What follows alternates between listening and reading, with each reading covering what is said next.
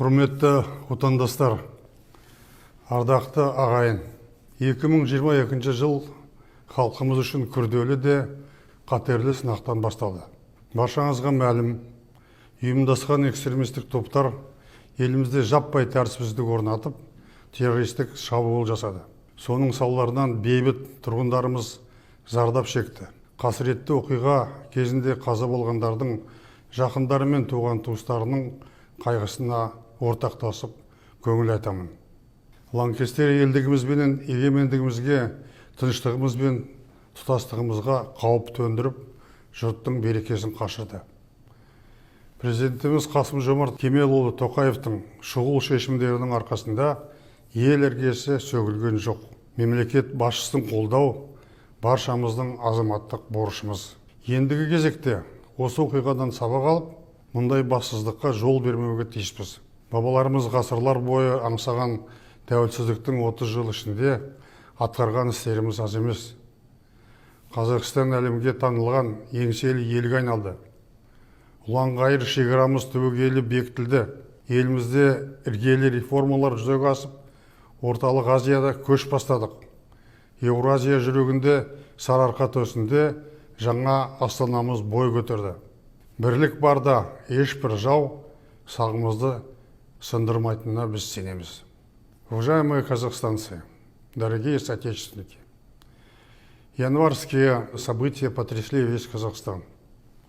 Целью этих организованных беспорядков и атаки на Казахстан было разрушение целостности страны и устоев нашего государства.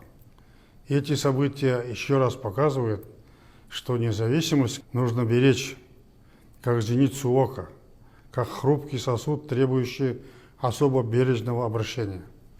Происшедшая трагедия стала для всех нас уроком.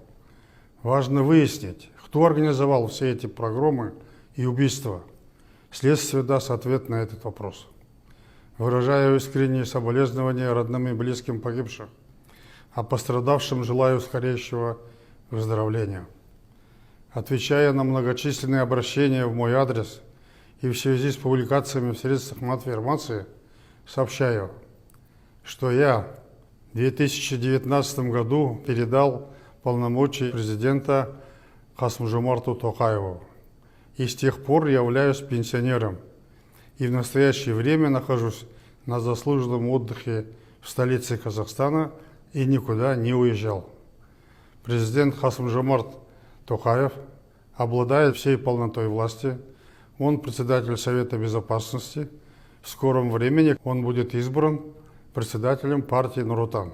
Поэтому никакого конфликта или противостояния в элите страны нет. Слухи на эту тему абсолютно беспочвенны. Всем известно, что я 30 лет, не покладая рук, работал во имя нашей Родины. Мы укрепили ее границы. Мы проводили прогрессивные реформы. Мы вместе построили независимый Казахстан, добились больших результатов в социально-экономическом развитии. Стали лидерами по многим показателям не только в Центральной Азии, но и в СНГ. Казахстан стал узнаваемым, авторитетным государством в мировом сообществе. Это все результат сплоченности и единства всех казахстанцев. Стабильность и спокойствие в стране всегда были моей целью. Всем нам надо беречь эти неприходящие ценности. Мы обязательно пройдем через кризис и станем еще сильнее.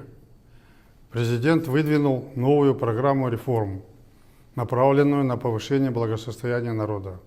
И эту программу нужно поддержать. Желаю вам, дорогие соотечественники, здоровья и благополучия. Благодарю вас за поддержку моего курса реформ и модернизации, который я проводил, находясь на посту главы государства.